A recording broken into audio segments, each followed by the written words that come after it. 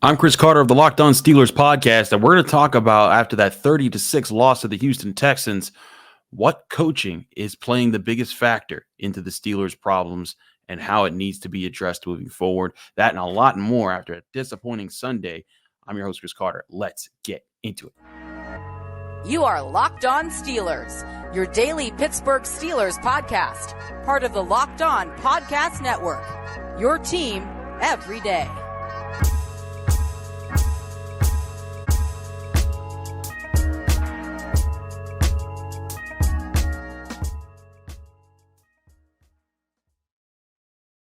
Hello and welcome to the Locked On Steelers podcast. I'm your host, Chris Carter, bringing you your daily dose of all things in the Pittsburgh Steelers. As always, you can find the show on your favorite podcasting apps and on YouTube. Like this video if you enjoy it. Subscribe to this channel to get more of our daily Monday through Friday episodes, as well as our bonus content. We thank you for making the Locked On Steelers podcast your first listen every day, because we're your team every day. And today's episode is brought to you by LinkedIn. LinkedIn Jobs helps you find the qualified candidates you want to talk to faster. Post your job for free at linkedin.com/LockedOnNFL. That's linkedin.com/LockedOnNFL to post your job for free. Terms and conditions apply.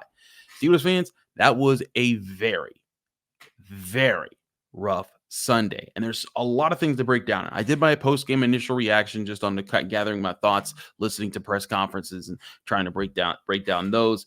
But I think the biggest thing about this game is that it's clear the Steelers looked unprepared for what the Texans were trying to do on either side of the ball. And I think it definitely comes down to execution at points, but also preparing the players to execute in the right moments at the right times. Mike Tomlin even kind of alluded to this. So I'm not going to play you a part of his press conference from after the game. I'm going to play you the press conference for just a clip. It's a short clip from the Tuesday press conference where he mentioned this very element of the Steelers planning and practicing component that has to be better, and it just wasn't. So here was Mike Tomlin on Tuesday. Just a quick minute here that I think will outline a part of what I'm getting into in the show. Sometimes getting better is just the coach component of it, putting plans together, putting more thorough plans together, presenting those plans with greater clarity to guys, having more depth to those plans in terms of concepts feeding off of one another, offensively, defensively, and in special teams. And then sometimes, obviously, it's the play component. The division of labor, guys comfortable with being what they're being asked to do and playing faster with better fluidity. But there's some components to the get better. The planning component, the coach component, the playing component, and then the adjustment component. We've been dealing with all of those things, and everyone does. But I just want to be really clear about just everyone's still very much in development, as are we, and I saw some signs there to build upon in the midst of earning the victory. So it's clear that the Steelers are still in development, but the signs that were to build upon from the Raiders game certainly did not carry over to the Texans game. But let's get back to the early part of what Tomlin said there, because I think that's very important to what the point that I'm about to try to make for you all. And that's, if you go back through what he's saying, he's talking about the coach component, but he's talking about putting plans together, putting more thorough plans together, presenting those plans with greater clarity to their guys, and having more depth to those plans in terms of concepts feeding off of one another, and that's offensively, defensively, and so on and so forth. So, one, putting the plans together, but two, conveying those plans to your players so that they understand what their job is and that they're playing faster, they're playing smarter. And that's something that I think the Steelers have had for years. Even when they were being outplayed, at least they were playing fast. They were playing like, hey, just got beat on this play. It was a good play. But this is where I think there's a big breakdown of what's going on with the Steelers, is that you can blame play calls all you want. If a player knows the play call but doesn't execute it, and there's an option, there's a space there to execute and win the play, and that's happening consistently, then you have to ask, what is the problem here? Now, oftentimes, if it's a veteran, if it's an older player, you're thinking, oh, well, they need to step up because this is the expectations in the NFL. But if it's a younger player and you're trying to get them into the flow of the NFL and build up their experience, you got to coach them to see, like, hey, this is the path here.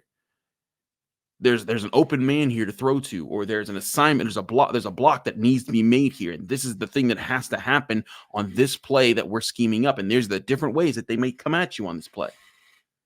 A perfect example, I think it was 3rd down in the red zone. Kenny Pickett has a pass, pockets protected. It's a simple flat corner route. Allen Robinson with Connor Hayward over top. There's 2 guys in the secondary on that play. And the flat corner is to simply say, hey, if they bite one way or the other, you're going to have somebody open. They got him to bite on the flat route. Connor Hayward's open in the back of the end zone. Kenny Pickett never looks at him, throws it right to Allen Robinson. It's incomplete. It's 4th down. They kick the field goal. Moments like that, that's a very simple 1-2 read right in the same area. You don't even got to turn your head. You just got to adjust. Just look over and just say, oh, there's the guy. And Kenny Pickett wasn't making those types of plays. And we'll get into Kenny Pickett's potential injury and how long he might be out and what to look for there in a minute. But to me, this is becoming the theme of Matt Canada, not play calls per se, because I go at it with guys on Twitter about it all the time. Like, hey, you said this is a bad play call, but this guy was open, that guy was open, that guy was open. As far as bad play calls, a bad play call is when people just aren't open in reasonable spots. And like on the 4th down when Kenny Pickett got hurt, Calvin Austin was open over the top. Connor Hayward was open underneath, and the way the play was called, it was blocked. If Kenny Pickett just runs forward, he probably gets the 1st down. But instead, he runs to his left outside of Broderick Jones, who was actually blocking his man pretty well, and gets sacked, and unfortunately got injured. But one thing I have emphasized several times on this show, it's not enough to coach to call plays.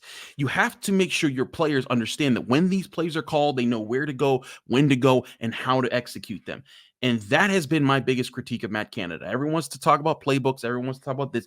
I think that even when these are good, well-designed plays, Kenny Pickett has to know where to go. And this is something Alan Saunders from Steelers Now has brought up on this show and in his own work.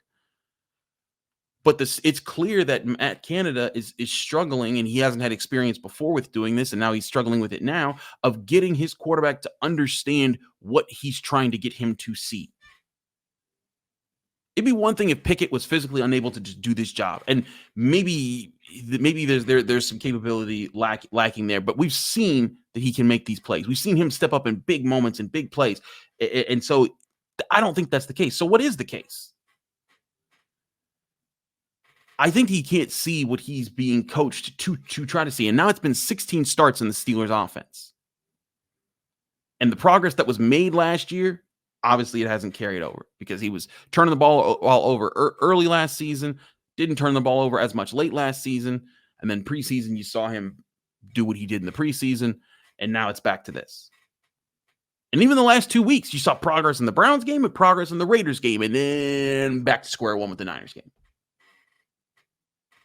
And can Kenny Pickett bounce back? I think he can. I think that Kenny Pickett is a fine player he's a competitor. He's going to bring his best. He's going to do what he can to try to give his best effort out there. I don't think that he ever quits per se. I think he fights through it. But it's not happening right now. And to me, when we're talking about Mike Tomlin, Canada, everybody, your number one job outside of winning the game, it's actually number 2 job, but one of the primary objectives of this season is to develop Kenny Pickett into the franchise quarterback. And if he doesn't have it, he doesn't have it. But he at least needs to be able to show that he can be a viable quarterback to take what's there on the given plays. And there's been times he started to do that. Against the Raiders, he started to do that a little bit more. And that's when I was like, okay, there's progress there. That's what we talked about after the game. This game, all of that progress was gone. He wasn't seeing it. And there were times that he would make the occasional play, like the play to Najee Harris. That was kind of a scramble play where they kind of made something up at the last second, improvised, and it worked. But to me, this is the biggest problem. And it's something that includes Mike Tomlin and it includes Matt Canada. Clearly, their game plans, the way that they're preparing for these opponents, and not all their opponents, because the Browns and the Raiders, I think they had fine game plans for and they held in there. But the Niners and the Texans, they did not have answers on offense to be able to get Kenny Pickett to get out of whatever funk he was in, to read the field, and do the things that you expect from a starting quarterback. And again, we're not talking about asking him to be Patrick Mahomes and throwing 5 touchdowns, running away, throwing, through double coverage and needing, threading the needle and all that. We're not talking about that. We're just talking about taking what's right in front of you. And Mike Tomlin even talked about that. We talked about that earlier in the week. Was you can't even expand the playbook to get to anything complicated if you can't do the basic things right away. It's what we said all week. You got to do the routine things routinely, and the Steelers' offense isn't doing that. And especially and now at this point, especially with Kenny Pickett, you're asking yourself, okay, can Kenny Pickett not do things routinely, or are they not able to coach him to that? And that's a tough question, because sometimes you can't make there's a classic saying, you can bring a horse to water, but you can't make him drink. And sometimes that's just the issue. But Kenny Pickett comes off to me like a smart football individual. He's a student of the game. And I'm not saying they need to turn him into the franchise quarterback that's the savior and everything, but you got to get better results than this from him. He at least needs to look like, Teddy Bridgewater when he's reading the field and just taking what's there, not making the biggest risks, and keeping your team in the game. And if you can't do that, that's gonna be the story of his career. But as a coaching staff, they have to do better with getting him to see those things, and that goes across the board, because it's not just him on the offense, and it's not just the offense. I'll talk about the defense in a little bit here, because they are far from any, they're far from escaping any blame in this loss, because they also were pretty bad. We'll talk about that on the other side of the break here in the Locked On Steelers podcast. I'm your host, Chris Carter. Stick with us. We got a lot more to discuss with Steelers lot. But first, I want to remind you guys, this show is brought to you by LinkedIn. Every day, people are going on LinkedIn to find new jobs. And if you're looking for a new hire, this is the place to go, because LinkedIn has LinkedIn Jobs, where you can create a free post in minutes to reach your network and beyond to the world's largest professional network of over 810 million people. Then add your job in the purple hashtag hiring frame to your LinkedIn profile to spread the word that you're hiring, so your network can help you find the right people to hire. Simple tools like screening questions make it easy to focus on candidates with just the right skills and experience, so you can quickly prioritize who you'd like to interview and hire. It's why small businesses rate LinkedIn Jobs #1 in delivering quality hires versus leading competitors. LinkedIn Jobs helps you find the candidates you want to talk to faster. Did you know every week nearly 40 million job seekers visit LinkedIn? Post your job for free at linkedin.com/LockedOnNFL. That's linkedin.com/LockedOnNFL to post your job for free. Terms and conditions apply.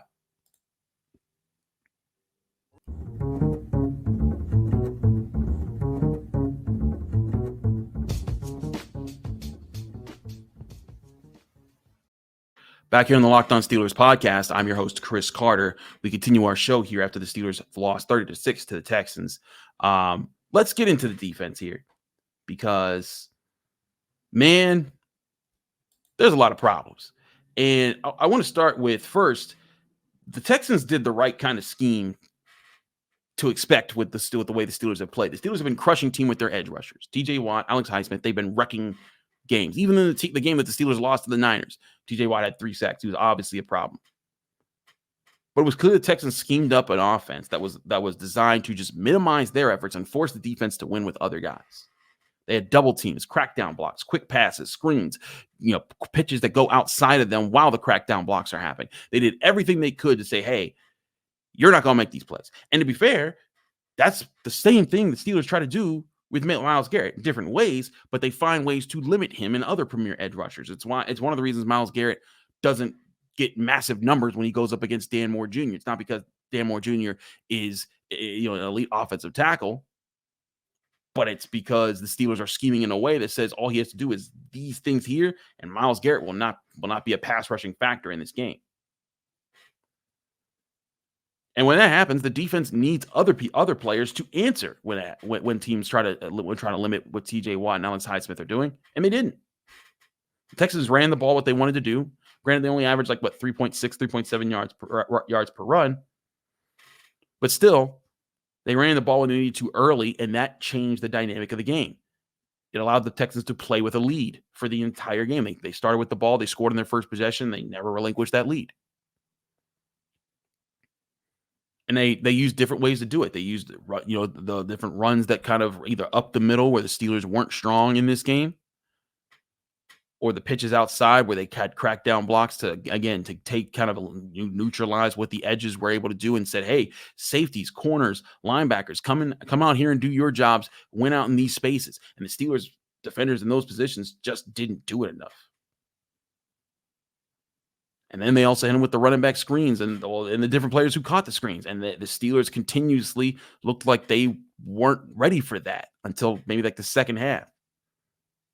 And you got to give credit to CJ Stroud, too. He threw for over 300 yards, 2 touchdowns, no interceptions. He looked like he understood what he was doing, made the plays that he was asked to make, and looked really solid in that process. But he also only completed 16 of 30 passes. That's just over 50%.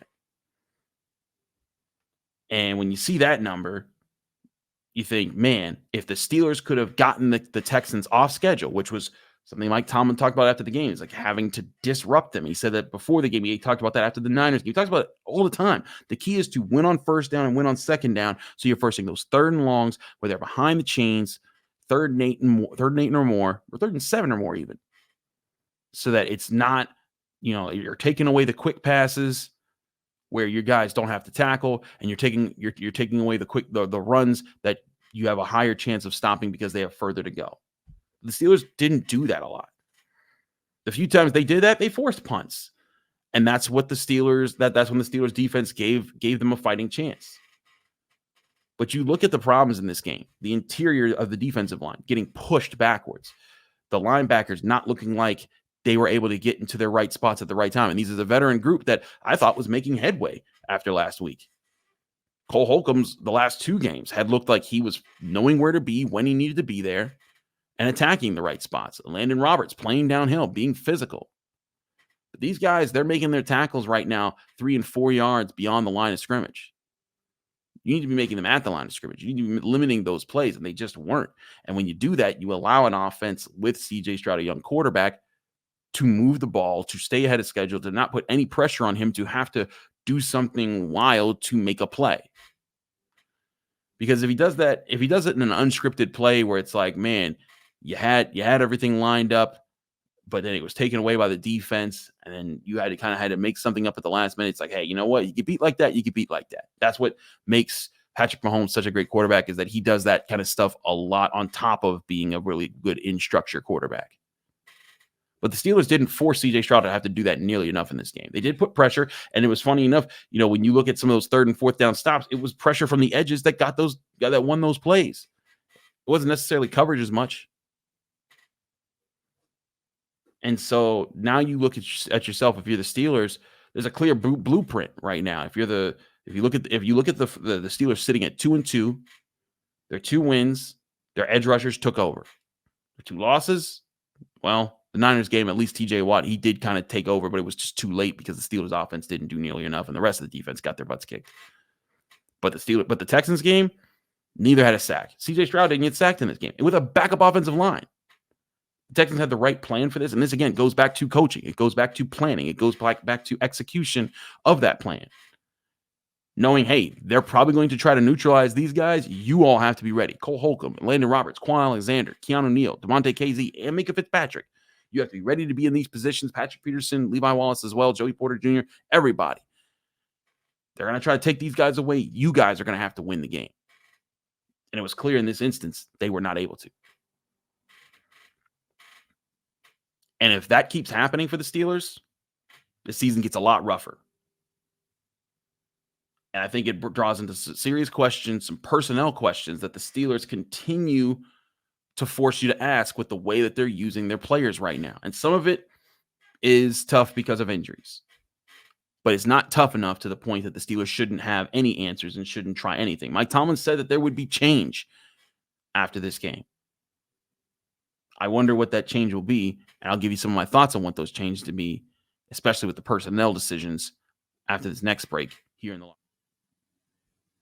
First, before we go anywhere else, I want to remind you this show is also sponsored by FanDuel Sportsbook, the number 1 sportsbook in America, and get ready for the NFL and all the offers that they have from FanDuel, America's number 1 sportsbook. Right now, new customers get $5. If you bet $5 right now, you can get $200 back in bonus bets guaranteed. Plus, all customers who bet $5 will get $100 off NFL Sunday Ticket from YouTube and YouTube TV. Now is the best time to join FanDuel, the app that's easy to use so that you can be on everything from player spreads to player prop bets and more. So visit FanDuel.com/lockedon today, and you can kick off the rest of this NFL season and with an offer that you won't want to miss. That's FanDuel, the official partner of the NFL.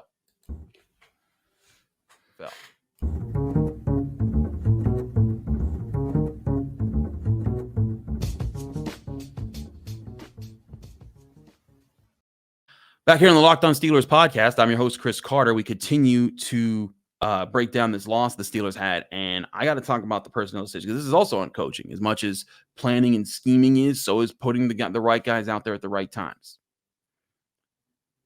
So leading in at cornerback, I think that the cornerbacks weren't the biggest problem in this game, but I also think that it's time that you see Joey Porter Jr.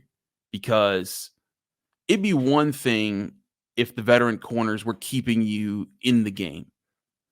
But in this game, you had that last touchdown with Nico Collins and Patrick Peterson just getting beat badly in that play. And you see that the corners aren't necessarily coming up and helping the run particularly very well. They don't seem to be that big of a difference maker here. And to me, when you see that, and you see that over a course of 4 games, now granted, again, the Raiders game, they saved the day. Patrick Peterson had a pick. Levi Wallace had 2 picks. But in the Browns game, they weren't all that great. And the Niners game, they were really bad. But when you see that being a problem over multiple games, and you have a rookie cornerback who I believe, again, was only targeted one time and didn't give up a reception. Maybe I still need to do a full rewatch of everything in this game. But Joey Porter Jr., he's going to get toasted. He's going to get beat. But I think you'd rather learn with him while you can and see what you can get there. And then also with the secondary, talking about just personnel wise and how guys are used. I've made this point several times in this show before, and I'm going to continue to make it. I think this plan with Minkah Fitzpatrick is wrong. I get that he is a phenomenal playmaker and a very smart football player. The guy studies religiously. He's all over the place. He knows how to do different roles, and that's great. And he's good at that. But he's elite at being a center fielding free safety, and that is where you want him to be. That's what you need, an elite player on your defense. That's where he's an X factor. He changes the game from that position. And when he's doing these other jobs, he's being good. He's helping. But he's not being elite. And you have to put him in that position so that you can have that there. And now the question then comes, and because maybe the Steelers see something there, and maybe he will become elite doing this role where he's all over the defense. But then the question becomes, are you doing it because of that? Or are you doing it because you know the rest of your secondary can't hold up in their jobs? Are you doing that because DeMonte Casey and Keanu Neal actually aren't as good as you thought they'd be coming into the season? DeMonte Casey, to be all fairness, was very good when they called upon him last season and was a huge asset to the defense. Keanu Neal, I think he had a good game last week. Other than that, I haven't seen him have good games. And maybe it is also a sign of just how much they miss Terrell Edmonds. And that's just a maybe. I'm not definitely saying that. But when it comes to Minkah Fitzpatrick, you want him back there doing that role, center fielding, robber role, playing the middle of the field, taking that away. And then everyone else just do your jobs, win these spots. You don't have to float all around, do everything. Just win, DeMonte KZ, your job is either the deep half over there, or coming down and helping in this coverage spot, maybe helping with the slot, taking over an intermediate zone, something. But right now, it seems like the secondary, they don't have the answers. And Minkah Fitzpatrick, he hasn't been in a position to make a big play just yet in this role. And that's where I think that the Steelers, they need to reevaluate things. That's on Terrell Austin. And again, Mike Tomlin right at the top of the chain here. But I think that that's a big plan that I think is potentially costing them right now. And again, if they don't stop the run, ultimately it doesn't matter too. But speaking of stopping the run, I continue to bang the drum of where's Breiden Fehoko? The defensive tackle that they brought in from the Los Angeles Chargers, who was a run stuffer, who ate double teams, wasn't a pass rusher, couldn't get after the quarterback much, but if teams ran at him, he would be a wall. He would protect your linebackers and allow them to go make plays and allow you to be a more physical team. And this was a Texans team that, much like the Niners, much like the Browns, and also like the Raiders, they tried to run the ball, and they didn't do it to an elite fashion, but they did it enough to create space to win the passing game. The Steelers defense is predicated on being able to stop the run to force all the other things to happen. When you can't stop the run, it neutralizes your ability to have elite edge rushers, or it neutralizes the chances of the elite edge rushers to be game breakers. And again, I'm not saying that Breiden Fehoko, just throw him in there and all of a sudden the run defense is fixed and yay, but I'm saying you're not getting the answers up the middle right now. And that includes some of your younger defensive linemen, where I see DeMarvin Leal getting pushed 5 yards back. I see Keanu Benton getting pushed 4 yards back. I see Armin Watson, Montravius Adams not doing enough in those situations. And then also behind them, the linebackers not flowing downhill, not being aggressive, not attacking those spots. And I see a lot of balanced issues there that the Steelers need to address on defense.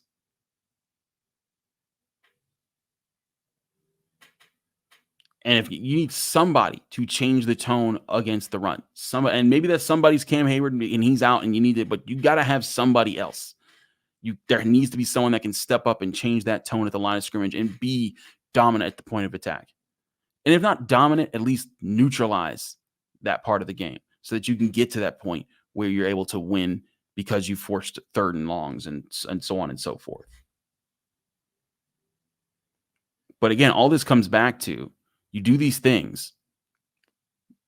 You stuff the run. You play better on the interior with your defensive line. Your linebackers get into better places. Your safeties are getting into better places. Your corners aren't getting beat on quick routes. You do those things, guess what happens? It neutralizes the effort of the other team to try to get rid of and erase the potential impact of your best players, your edge rushers. And again, it all comes back down to countering what they're trying to do. And I think the defense did that for a little bit in this game. They started to realize what the Texans were doing. They responded, but eventually the Texans responded back. And when they did, there was no pressure on them because the Steelers offense wasn't doing enough on their end. Again, that goes back to coaching as well, for being not prepared, for not being prepared to how to attack this offense or attack this defense. So in summation, the Steelers were out-prepared, out-schemed, and outgunned. And it doesn't doom them for the rest of the season because, you could have said the same thing after the Niners game and they came back and won 2 straight games off that. So they could very well, I can say the Steelers could very well beat the Ravens next week, but not if they play like this. And a factor may be they're more familiar with teams like the Browns and the Raiders and eventually the Ravens than they are the Niners and the Texans, because they're new coaches that they don't go up against offense, and that the Texans are a whole new scheme there that they're working with. But the bottom line is you better figure it out, because if the Steelers go into Baltimore, or they're not going into Baltimore, they're in Pittsburgh, but if the Steelers lay an egg against the Ravens, they'll have gone from 2-1 to 2-3, lost the edge of holding the early division lead heading into their bye. And then they're going to start playing from behind, which is what they did last year and led to them missing the playoffs. And that was something the Steelers could not have happen this year. We've seen them bounce back before, but they need to do so again. Lots to break down. We'll keep studying the tape here on the Locked On Steelers podcast so we can get you all our further insights. Don't worry, our Stars and Skulls grades will be coming out with our Tuesday episode. We hope to have Alan Saunders on. Hopefully he's not stuck on a plane like the Steelers are. Also, forgot to update the Kenny Pickett situation. We don't know what his knee injury is exactly, but we know there was a knee injury. Mike Tomlin said it's being evaluated, but according to Ray Fittipaldo of the Post-Gazette, there's no MRI machine at the Texans stadium. So Steelers then had to get him on the plane, get him home. It was a new plane they had this week, not the same plane that had problems last week. They had a new plane this week, and that had mechanical issues. and that took them a little bit longer to get home. I anticipate the timeline is by the time you're seeing this, it's either late Sunday night going into Monday morning or Monday morning.